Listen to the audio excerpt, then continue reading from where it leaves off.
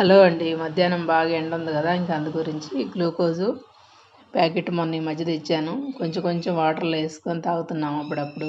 ఇంకా సబ్జా గింజలు ఇవన్నీ వేసేసి కొంచెం పౌడర్ అయితే వేసాను. కొంచెం నిమ్మరసం కలుపుకొని ఎండకి తాగొచ్చు. చక్కెర ఏం అవసరం లేదు, బాగుంటుంది. ట్రై చేయండి.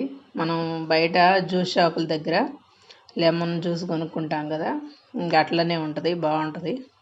కాకపోతే మనం ఇంట్లో చల్లటి నీళ్ళు పోసుకొని చేసుకుంటే సేమ్ బయట ఉన్నట్టే ఉండిద్ది టేస్ట్.